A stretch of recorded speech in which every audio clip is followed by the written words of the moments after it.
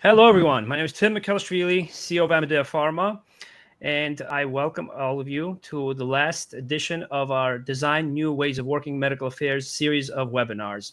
Today, our topic is smarter medical decisions with KPI graded recommendations. I have the pleasure of hosting our special guest, Alan McDougall, former Senior Vice President of Medical Affairs for Europe and Canada, a physician who is an expert in unlocking winners in medical affairs, building winning teams. This is in his profile, in his background, and has a global expertise. Very happy to have him here. He's an inspiration personally, based on a lot of the messages and learning that he shares globally, conferences that I've attended and I've learned from. So I'm absolutely happy to have him here, and going to give him a chance to introduce himself, provide more about his background as well. Alan, welcome. Thanks, Tim. It's good to be here. Yeah, I think you pretty much summed it up. Formerly of Astellas, in between jobs at the moment, but I will be starting with a new role in July, but I won't go public about that just yet. But it's just good to be here and chat to a few people on a very important topic. Yeah, absolutely. Also, I want to again introduce and welcome Alex Pasek, a physician as well, and expert in management consulting, strategic partnerships, SAP, enterprise software, and he has been a regular speaker in this series and shared a lot of great insights. Alex, welcome. Please provide some of your background as well for our audience. Yeah, thank you, Tim. Great to be here. Very excited to go with the webinar. Alex Pasek, physician by training, worked several years in life science and consulting, worked for a couple foundations, and worked closely with pharmaceutical medical device companies, and also tying that into some of the SaaS experience that I have, just working with startups and helping sort of the field grow. Okay, wonderful. Well, as promised, I told everyone in my via social media, LinkedIn, that I'm going to make this announcement here in the beginning of the webinar. Those of you who have registered and who are live, you're going to have a chance to participate in an exciting innovation competition that we're actually hosting for the 4th year in a row. So, and you're going to have a complimentary registration, okay, to our 4th annual Medical Innovation Olympics. I'm going to share the discount code, Amedea webinar, later as well. So thank you all for joining. We're live on LinkedIn, Facebook, and YouTube as well. Let's get started. Here's the outline of the discussion. We're going to talk about how medical affairs has changed, and be very critical, debate, discuss a lot of the root causes for some of the problems we're facing today in medical decision making. It takes about 800 decisions typically during drug development. And each of these decisions have a life or death consequences for patients. Alan will share a real-world case study as well that we're excited about cross-functional KPIs to drive impact. And we'll also talk about ANCORA. This is an industry-first centralized platform for analytics that Amedea Pharma has developed that's designed for smarter decisions, make those tougher decisions easier and more objective. Okay, and so let's start to talk about how medical affairs has changed, because we know that there are new demands for accountability, higher accountability for the business. At the same time, we know that medical affairs is instrumental in generating real-world evidence, okay, through various different sources, claims databases, and others. Right? A recent study also that had cross-functional insights from regulatory affairs leaders, various different types of leaders within pharma, analyzed a lot of data, and they determined that generating real-world evidence increases maximal product revenue for companies by 31%, and and it also speeds up maximal product revenue by 22%. So it decreases the time to those maximal peak product revenues. And if we consider that, just the magnitude of this, right? Over the last 30 years, product revenues in pharma range from 6.5 billion to 15 billion. Okay, just total product revenue. And so if you consider the 31% increase, that's quite a large, growth, right? From about $2 to $5 billion. And so I want to actually start by asking Alan and Alex why KPIs are important today, in our environment. Okay, maybe I'll kick off and I'll let Alex jump in. But I think when I started in the industry, which was almost 30 years ago now, we didn't have functions like medical operations. Medical affairs budgets were tiny. They were really just for travel. If we wanted to do an activity like an advisory board, we had to go cup in hand to marketing or somebody, the general manager, and we'd get some money, we'd do things. Real world data was laughed at. Everything had to be the double-blind, randomized, controlled trial, and that was it. Move on a decade or two, and suddenly people realize the value of medical affairs in generating real world data, because real world data turns out to actually be of great interest. People who had a better understanding of the limitations of phase 3 clinical trials realized that actually they exclude a lot of people that are normally seen day to day in a clinic. Therefore, we needed to generate those data, and medical affairs were the natural generators of those data. Development's not that interested. So it's down to medical affairs. So the rise of medical affairs over the last couple of decades meant that there was also a massive increase in budget spend, which is great. But of course, that then surfaces to the C-suite, and they say, oh, wow, we're spending quite a lot of money on this group of people. What are we getting in return? And that's the great dilemma. And there, we can't just do things on the basis of hope that it will make a difference, blind belief. C-suite people, they need facts. They don't want feelings, they want facts. And therefore, when we get to that level, they want some hard data as to why they should invest their money in this group of people rather than spend it on marketing or sales or something else. So I think that's the change that we've seen over the last couple of decades. But Alex, I don't know if you want to jump in and maybe expand or add. Of course. Yeah, totally agree there. Alan, your history probably dates me a little bit, especially as we went in more to real world evidence. I think like you said, it's sort of more and more accepted now and used. And when you do have that need for, providing metrics, right, for a BU, a business unit, like medical affairs, it becomes very important, especially, when senior leadership is looking at dashboards and, calculating spend. And so that all this is helpful to run a pharmaceutical or medical device business, especially like you said, when there are sort of budgets being looked at with a little more scrutiny. Yeah, absolutely. And so there are various different actions, right, that we need to consider. Both of you mentioned about the data dashboards, right, Alex? And so there are currently more ways to measure performance than ever.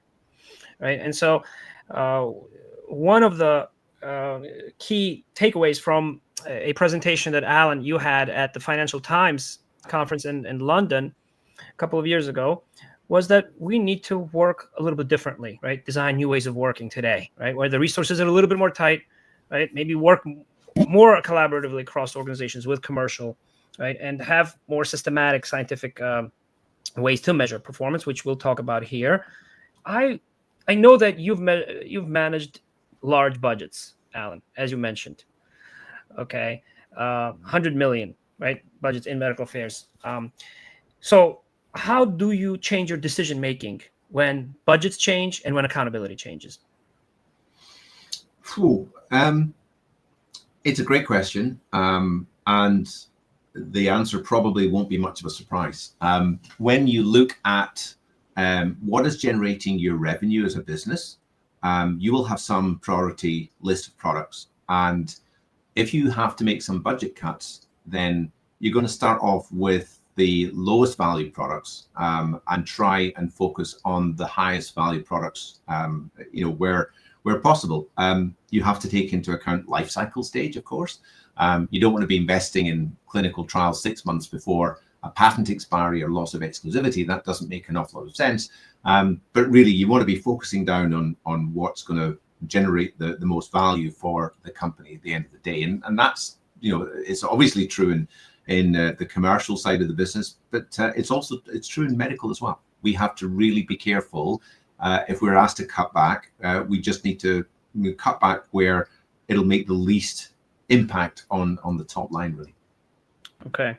Yeah, it's quite a sensitive and timely issue today, right?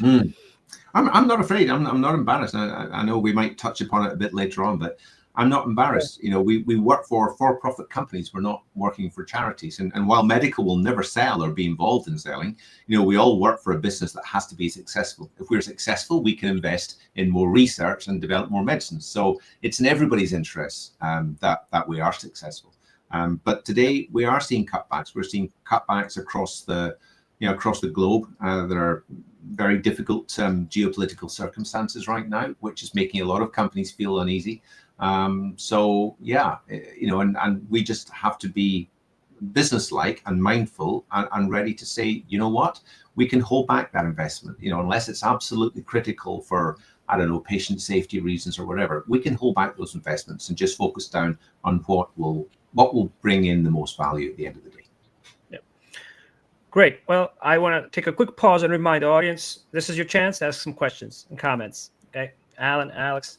And so keep thinking about the questions as we, even throughout the presentation. All right, so let's talk a little bit about some of the root causes of some of the problems in decision making, because not everyone is always very successful in making these difficult decisions, right?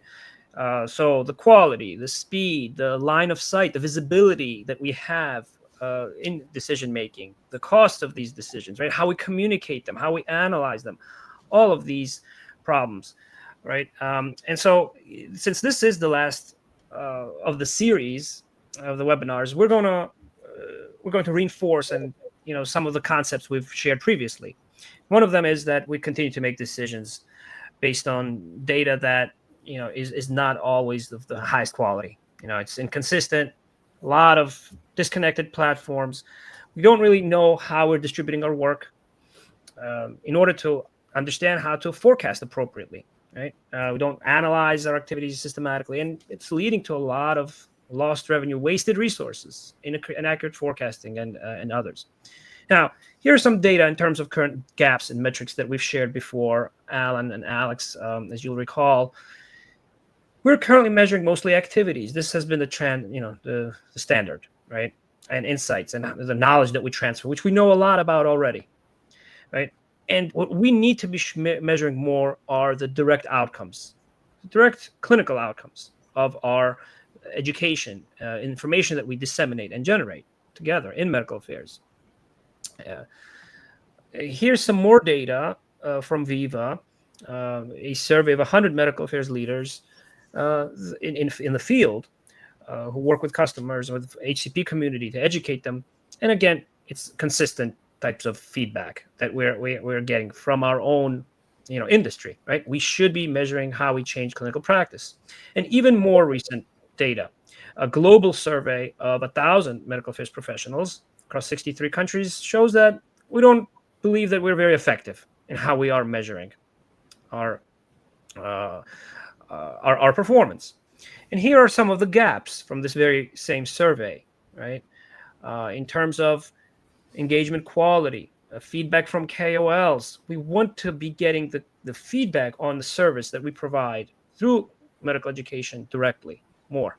We want to have more qualitative data, but we want to analyze it more, right? And the data that we disseminate ultimately drives a lot of important decisions, important medical decisions, okay?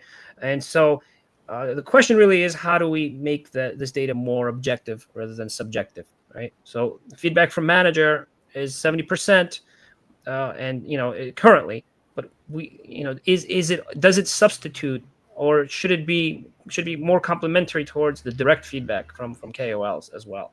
These are some of the questions that we want to now start to think about here on our panel. And before I ask this question again here, and I'm very interested in Alan's perspective, I'm going to play a quick video of a previous webinar.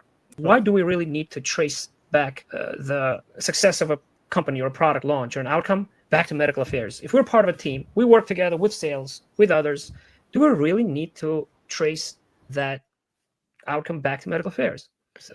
Well, I'll jump in, Tim. I think there's a couple of thoughts I had. One is just resource allocation. If you're able to demonstrate your value to the organization, then you're more likely to get resources to continue functioning or expanding. I also think in this day and age where there's so much contraction, companies are changing hands, assets are changing hands with mergers and acquisitions. Being able to, it could be preservation. You have to justify the resources, right? Otherwise, you may be undervaluing your teams, right? Or just considering yourself as a cost center. I'll jump in then. I'll use this as an example. Marketing. So you've got intangible, tangible, right? Tangible is made revenues. Intangible, we think it had a big impact, but we haven't been able to tie it to that revenue. Marketing budgets always get cut when things are going well because you think you're not needed. Then the revenues go down and suddenly magically the marketing budget goes up again. So I think it's being able to show the work and the impact that function that is more intangible has on the overall performance of the organization is critical. You don't have to tie it to medical affairs. You don't have to, right? And then, it's going to come and it's going to have probably a negative impact either on the team and then on the company overall, because you need to be able to show the impact, and medical affairs is constantly working behind the scenes. And so when everyone's acknowledged, I think it does help sort of, create sort of a better business case for increasing budgets in medical affairs, and also sort of increasing your visibility throughout the organization. Yeah. So I think Jeff New said it, when he talked about resourcing, because, and to my earlier comment, if the C-suite can't see the value in their investments in this function, then they will cut. They have, that's their job. Their job is to make sure the business runs to the best of their ability. Now, I want to make another comment, which is it's impossible to tie outcomes directly and solely to medical affairs, because we work in a very cross-functional environment, and I'm never going to claim that because medical affairs run a real-world, data study, that is solely responsible for the sudden growth. Because salespeople are involved, marketing people are involved, market access people are involved, HR people are involved. So but and I think we as much as we'd love to say yes, we did this and it equates to X. We've got to still think that remember that we're part of a cross-functional collaborative team, and that means that we sometimes have to work on explaining our value internally as well as externally, so that marketing get it. But to your earlier point, Tim, about the close collaboration, that's exactly what we need. Marketing need to fully understand, and sales need to fully understand what it is that we do and what we offer and why it's important. Because honestly, when we're not in the room, they will defend us and say, yeah, we need medical spend. We need spending because it's important and we get it, we understand it. I think we need to think about tying back outcomes to medical affairs activities, but we'll never do it in isolation. We'll never be able to say, that this percentage was all down to us, and that's not the way to be thinking. Yeah, great, fair point. Completely agree. I'm really glad you brought that up. I have a quick follow-up, Alan. Since I've spent 20 years in medical affairs, I was quite surprised to see some of the data from the 2025 MSL Society survey showing 40% of teams actually surveying physicians directly, and 62% wanting to do that more. What is just your opinion on that? Just collecting that data systematically, just hearing from the very customers whom we serve. So I'm aware of one colleague who decided their KPI was going to be the quality of the KEE feed or KOL feedback. That was going to be their metric. And everyone went up in arms. They said, no, we can't do that. It's dreadful, oh gosh. Well, they did it. And funnily enough, the quality of the interactions all improved and the feedback was glowing, because that's what was being measured. And we all know that what's measured gets done. So therefore, everyone really prepared for their KE interactions as they should have done anyway. But now that it was being measured, it was super important. So actually, it did work. Now, my concern is fatigue, KOL fatigue. If he sees, he or she sees, I don't know, 10 people in a week, he doesn't or she doesn't want 10 surveys in a week. Now I'm told that the survey that this company used were very short and quick, but even so, these are busy people, and we must be super respectful of their time, and we're doing it not to improve their outcomes, their lives, but to improve what we're trying to do. So I think we need to be careful, but I also think it's a good thing to seek the feedback. How useful was that interaction? Let's be honest. If a healthcare professional doesn't think that interaction was useful, he unlikely to see that individual again. So it's in everyone's best interest to make sure that every interaction counts and that we do make a difference. Okay, great. Alex, anything to add there, or?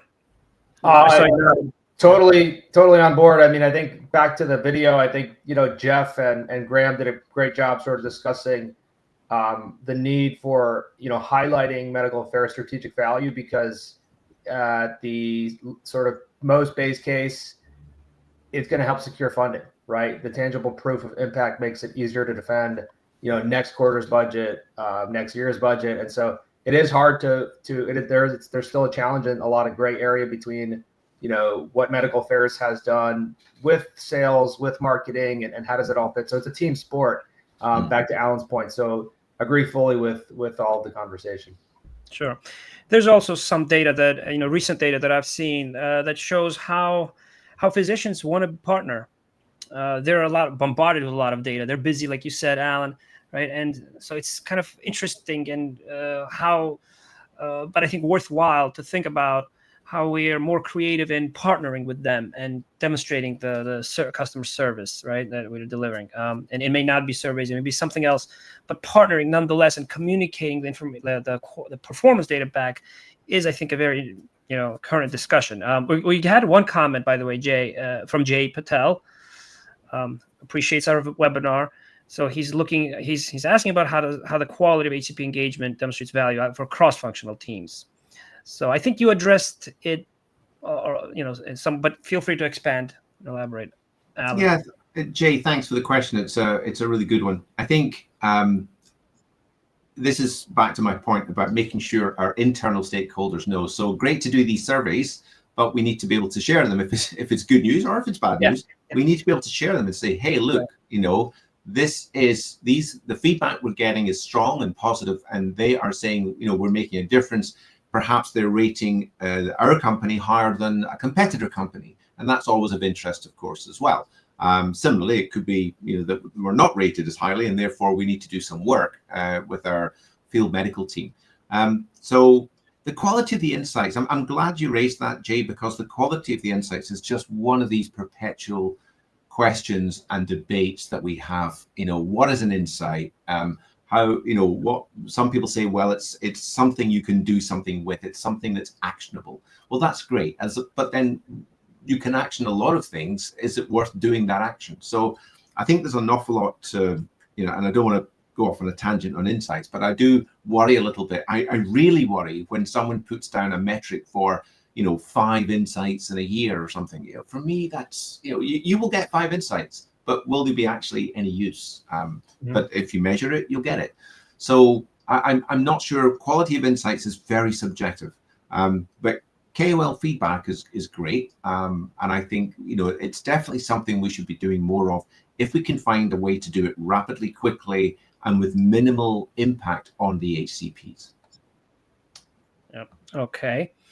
All right. So since we're talking about the second part of our 4 topics that we want to address here, and that is the problems in decision making, right? This is a diagram of root causes of inefficiency. Okay. We have lots of different metrics to choose from that are externally focused, right? They're not all used in the same platform. They're variable. They're in multiple locations, right?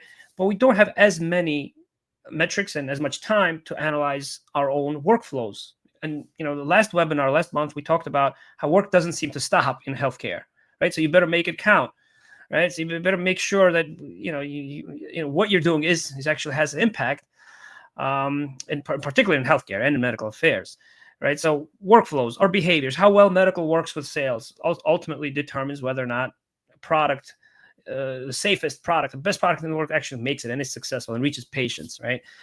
Incentives, collaboration. So these are some of the blind spots, and that are measured or not measured sometimes, right? So what if you were to have a more of a front row seat, right? A better visibility of both internal operations through continuous input, right?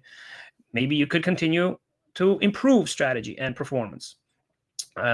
Again, there are continuous gaps that we see, right? We receive insights in one format, performance data from field medical team and medical information team in one CRM, and then others in medical communications and publications who also see critical KOLs or who may be in headquarters, who may provide performance or strategy data in different platforms. A lot of this takes a lot of time, right? And there's recall bias, various different sources of bias as well, and compliance restrictions, right? So more data here that I want to share with you, Alan, that we talked about in previous webinars, as we have some continuity here between all the learning that has taken place over the last 6 months here. When we surveyed KOLs, it seems like they see that the quality of the communication is also variable, that there's actually lack of internal coordination. So they may see a rep who doesn't know that the same physician saw the MSL previously, or vice versa, right? 44% of the time, right? And so these are some of the real world manifestations of this inefficiency, right? And as I listened to the presentation that you delivered at Financial Times in London, where you talked about their need to work more collaboratively, I thought this diagram was very relevant, right? That ultimately we all converge in this continuum of healthcare.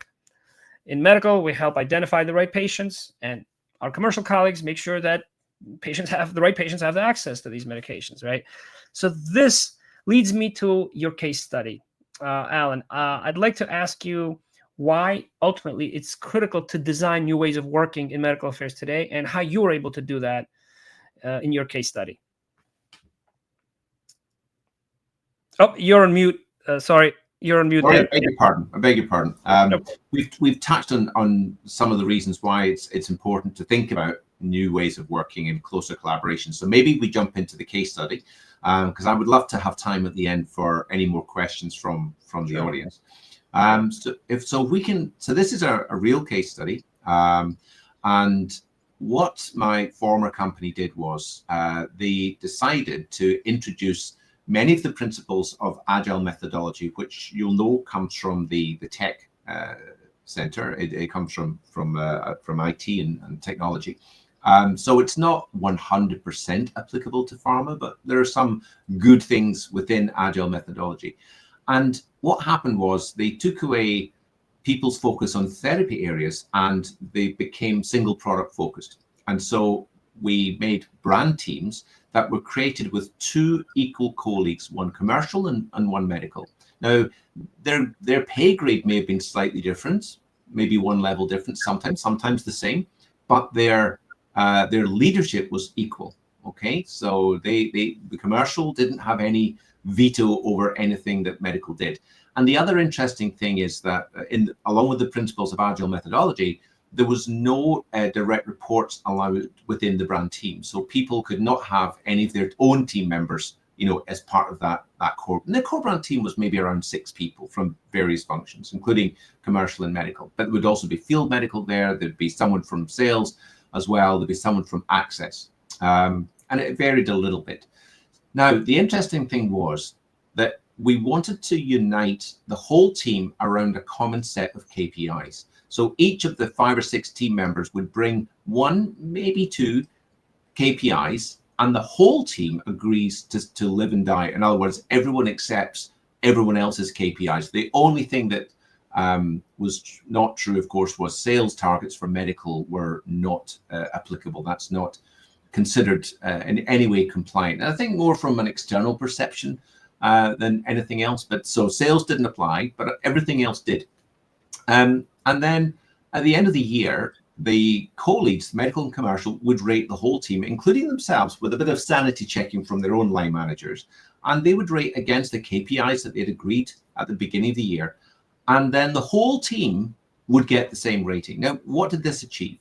Well, there in the past there were examples of medical ticking all the boxes and maybe getting a really good rating, but the commercial performance of the brand was not up to expectations. So people with sales targets didn't do so well. And then said, well, how, we're all in the same team here. How come medical get more bonus and we don't? So, and sometimes it can also work the other way. A brand can way overperform. Marketing, sales do brilliantly in bonus, but medical just gets fully meets expectations or whatever. Mm-hmm. So this was the solution. Common set of KPIs. Everyone wins or everyone loses together. Like a proper team. My sport, it was rowing. And the whole team wins together or loses together. But there's half the team didn't win and half didn't lose. And the other interesting thing is, in my former company, 50% of the rating is on how you did things. Okay, it used to be 30 and it was moved to 50 because it was realized that how you do things is just as important as what you do. No point in achieving your objectives if you leave a trail of destruction in your wake. So I have to say that there was extensive consultation with legal and the ethics and compliance. So this was a big change for my former company, and also the line manager's role. So all the people in the brand team would have a line manager, but the line manager's role changed. Not so much of end of year rating, because that was pretty much done within the brand team. It was more of subject matter expert and coach. So big changes. I have to say this is ongoing. The US went early because they could. The need for change in Europe, the requirements for change in Europe often require a lot of consultation with various works councils, etc. So some of this is totally work in progress, but the US have completed pretty much 1 full year and are doing really well. So I would just throw that in there.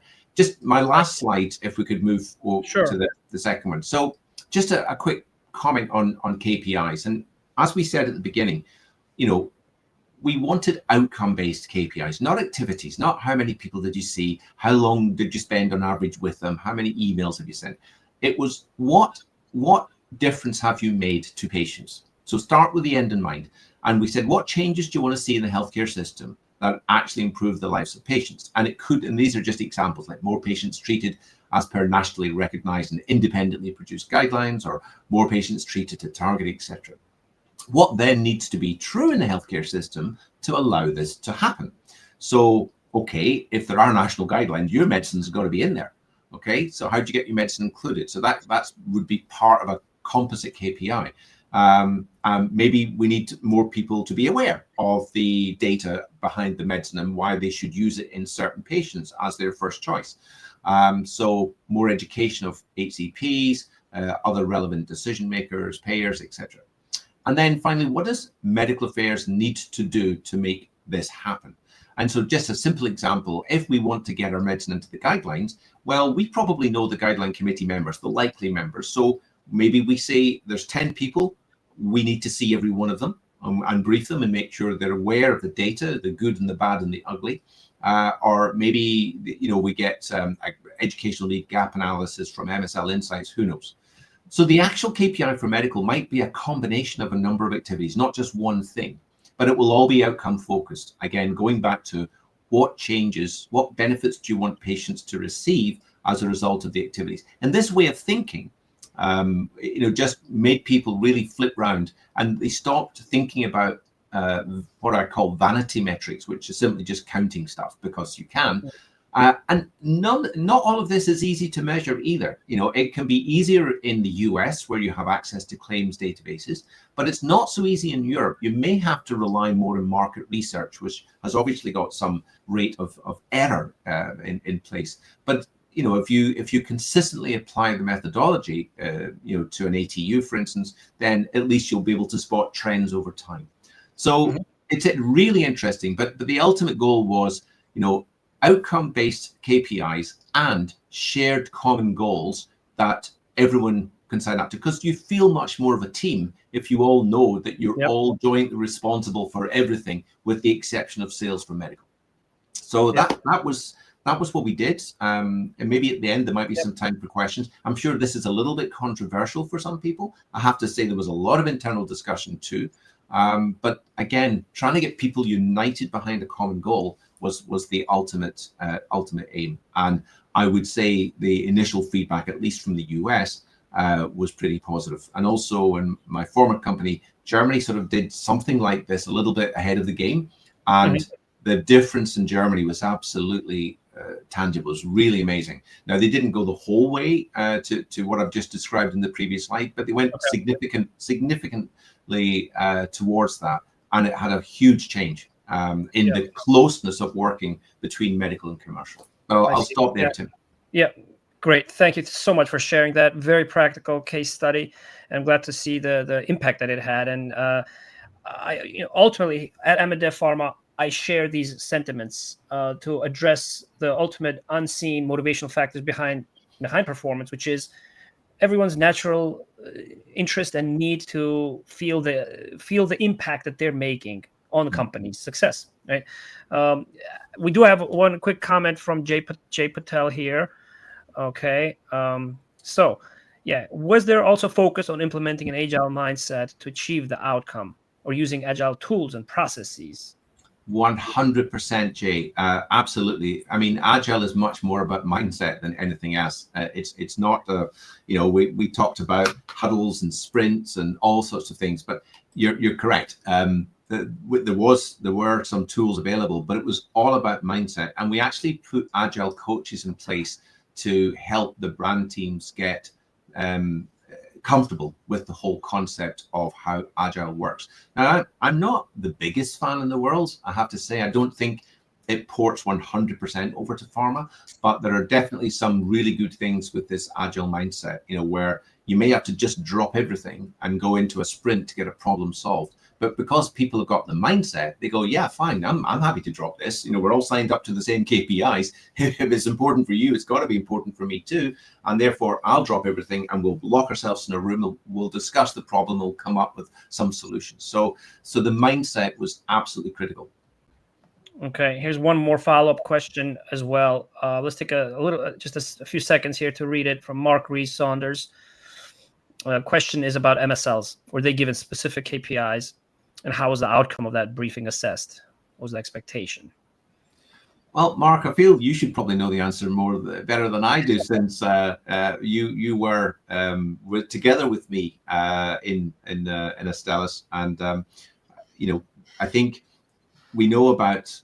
I would say the MSLs across Astellas probably were given different KPIs in different countries. There was a lot of inconsistency about this. Now, you were leading the charge to try and harmonize things. You were the global head of field medical excellence, and so a lot of the good work that you did, Mark, was to try and make sense of the KPIs and try and make them meaningful. So I'm smiling a little bit at the question because I think you know the answer probably much better than I do. But yes, there was a lot of variability. I think. I'd love to say that things have much improved, but I'm no longer there, so I can't really say with my hand in my heart that things are much better. But there certainly is, you know as well, Mark, there was a massive focus on field medical and how important they are to a company and how they are the eyes and ears out in the field for medical. But yeah, there was still quite a lot of inconsistency. But the KPIs that they were bringing into there would be a field medical manager coming into these core brand teams, and yes, they would come with their own KPIs. They would vary from country to country, and they would probably vary from product to product. So it's hard to give a definitive answer onto what that looked like. Okay. But they certainly had their KPIs, one or two that were deemed to be critical, and they form part of the overall brand team KPI, core brand team KPI. Okay. Alex, I know you have a lot of experience in consulting organizations as well. Any brief comment on the case study? I think it's a great case study, and I love the idea of sort of emphasizing the agile principles through that sort of co-leadership model. Obviously, it's easy to do on paper, harder to do in real life. Bringing sort of these diverse sort of mindsets together, and sort of moving teams from therapeutic to just working on one brand. And so I think a great sort of conclusion of this is it's a great example of balancing the what, which was the deliverables and targets, with the how, which is, the collaboration, the behaviors for the year-end ratings. And I think it actually segues well into sort of what Amedea and the ANCORA product looks to do, which is sort of bring that metric into medical affairs. And so I think it's a wonderful, management style and exercise as well. And so, would be great to see this sort of, created amongst other companies as well. And just that commercial and medical synergy, I think, is super important. One hand sees what the other hand is doing is very good. And so also insights are going to bubble up from different perspectives. So I think, I don't know, Alan, if that was sort of a takeaway as well as, a medical team would have a comment on a commercial and a commercial on a medical, and it would sort of create a very good, dialogue.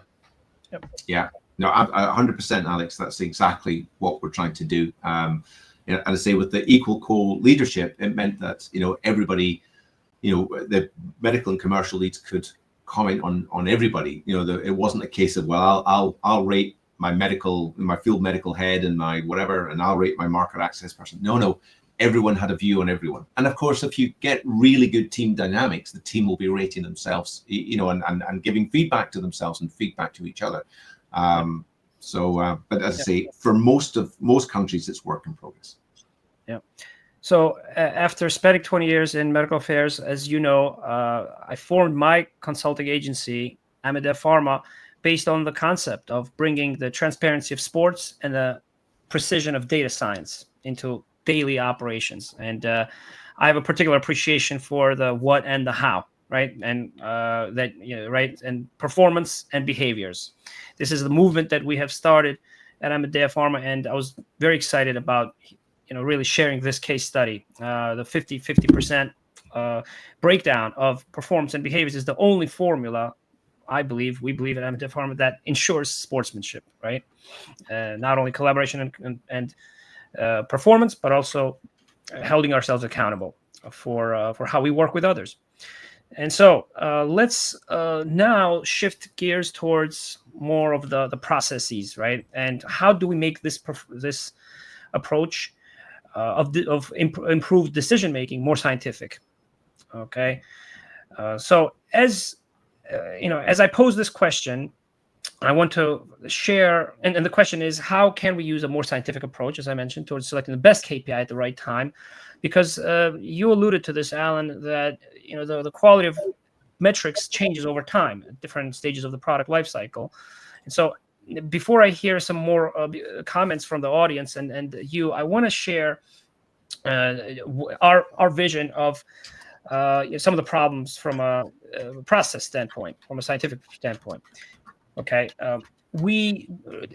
traditionally we don't prioritize numerically one activity versus another. We capture a lot of different things, but these are absolute numbers, right? So where everything has the same priority, either nothing gets done or it doesn't get done with quality or with consistency. Okay. And so a KPI really has to describe that relationship between activities and outcomes. So we actually do a lot of guesswork, right? We design KPIs as exploratory kind of endpoints, if in this analogy to clinical studies. Instead, what if we were to take a more clinical study type of an approach to measuring metrics, right? Where you have, let's say, a statistical hierarchy of different endpoints, right? One is higher order than another when you design studies, right? In order to make sure that they are approved and actually reach patients, right? And the other problem, of course, is that we don't always follow through completely on our activities to understand, did it really drive that outcome? Was it positive? Was it negative? We also learn a lot from negative, what we fail in, right? And so that KPI has to follow along that line, right, directly, right, to describe that relationship better between activities and outcomes. And so what we have implemented at Amedea Pharma is a data science grading, KPI grading of metrics, okay? That's modeled across data science principles. Is it relevant? Does it correlate? Is it associated? Is it correlated, or is it causal to the outcomes? Okay. And we're going beyond analogies, that all organizations are using. And in order to ensure continuous improvement of quality, there are 3 steps you have to take, right? Set clear benchmarks by listing and ranking activities, capturing quality data, ensuring that there's integrity of that data, tracing that out, that the contributions that medical is making, grading the KPIs, and then raising new standards, right? Modifying those goals before you start the cycle again, right? And before you initiate this type of a framework, you have to really simplify all performance data into two categories: activities and outcomes. Define those medical outcomes and rank them by priority, right? It starts with really quantifying the priority, right? And everything that you do. Before I share just a quick preview of the ANCORA dashboards, what is your opinion on on making those decisions more scientifically, of what KPIs to use when? Alan or Alex or the audience, please feel free to comment. I'll let Alex comment, I think. Yeah, I think definitely use of KPIs is going to help, folks sort of have a goal in mind, and, sort of how does their own effort also stack up with the organization's goal, and how do you bridge the gap? So that's very important. Scientifically, I think that's a very good question, Tim. I think there's got to be more standardization there across an organization, and even in between organizations, to have more sort of weight related to effort for certain actions and insights gleaned from, field work, internal and external. So I think that's very important. And I think that's somewhere that the industry has to start to think to go. And, we've seen sort of, CRMs for sales, all types of metrics and KPIs for marketing. And I think with medical affairs, we have to be very mindful of sort of the gray area between, the metrics on the sales and the marketing side. But I think we are moving in that direction. The title of this webinar, of course, is Smarter Medical Decision Systems. So our approach at Amadea Pharma is to improve that visibility, right? And get that feedback from the entire team, right? Internal feedback, external, a lot of the work that sometimes is not valued or is not seen, right? Because to make better decisions, you have to change how you see, and to change how you see things, you need to change how you think. As we've mentioned in previous webinars, metrics is a moving target, right? And so what we have now created is this type of a live KPI graded recommendations dashboard, okay, that is designed to make sure that that you're spending most of your time in the highest impact activities, those types of activities that are going to be more likely to drive outcomes, right? And grade that relationship based on the parameters that you yourself are able to set, right? And now actually I'm in the actual platform. And when you click for more details, you're able to understand what that priority is for this particular activity, right? So out of 11 activities, 2 drove outcomes. And you have different KPIs that contain or that include that particular activity that you may start to measure next quarter or next year, for example. Another interesting, I think, dashboard that I wanted to display here is generating some real-world evidence on clinical outcome improvement. Okay, so showing how your medical information that you generate and you distribute ultimately improves outcomes or identifies the right patient, or in some instances may exclude patients as well. And this is based on published data, that shows the direct benefits that we have in medical affairs, avoiding hospitalizations, drug interactions, all of which have a lot of benefit, right, on the healthcare system as well. And so, yes, there's claims data that you can use, but you can also systematically generate this evidence, in a frequency that follows the medical information responses, for example, that you disseminate. I want to take a pause there and see, how you could potentially see yourself, let's say, applying some of these dashboards to that case study that you had. Let's say you get the team together across the functions, right? What kind of value is there in actually having more graded real-time recommendations on the strength of every KPI at every single time? Yeah. So very briefly, because I know we're up against time. these core brand teams, they meet on a very regular basis. And I would imagine that having a tool like that would almost be the kickoff, you'd show the snapshots of the dashboard. Hey guys, this is where we are. It's what we're doing. Where do we need to focus on the next week or the next 2 weeks? What do we need to change? And it's very visual. And also that's what you share up the line as well. A few slides with the dashboard tells a lot of information to your line manager and your line manager's line manager. So I can see that being incorporated into every meeting, every brand team meeting that you would have. Okay, great. Well, it's time to wrap up. I one recent that Alex actually made me aware of.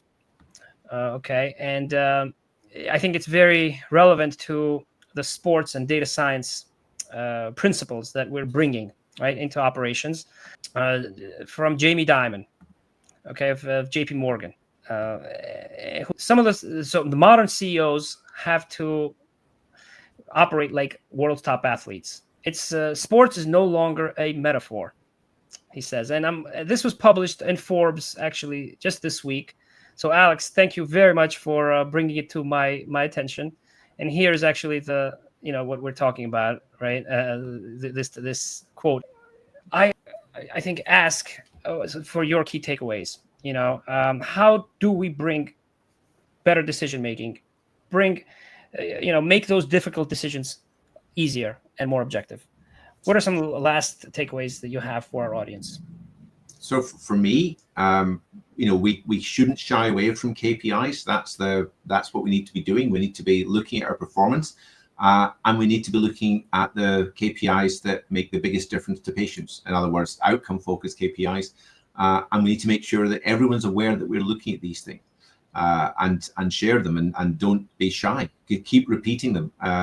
Within the company, tell people what's happening, because honestly, if we don't do it in medical affairs, no one else will. Yep. Great. Thank you. Mentioned, but rather just from a transparency perspective of, measuring the correct KPIs as sort of discussed amongst the team, whether that's a co-leadership model or therapeutic unit, and, having sort of that data and dashboard to bring to leadership for, maybe updating the strategy, maybe requesting new funds for expanding the team. So I think that could be super helpful. Yep, absolutely. Well, wonderful. I think we heard it loud and clear. Start with the outcome in mind, with patients' goals in mind. Design new ways of working across teams. Work closely. To generate the real results, you need to have real views, right? And own the system, own the decision making. These are some of my thoughts as well. And if you want to continue the conversation, make sure to get in touch. Get in touch with me. And this is my email, timmick@amadevpharma.com. And also on to the next topic that you'll be hearing a lot about, and that is Medical Innovation Olympics. Here is just the website. I'll post a comment. Make sure to register. It's an exciting type of a atmosphere, and I invite you also, Alex. There's a comment here from Jaya Kumar. Can you please share the PowerPoint? Absolutely. Those who registered will receive the slides. Look out for the comment as well with the discount code for the Innovation Olympics. See you there. Alex, thank you. Thank you very much for joining. Thanks, Tim. Thank you.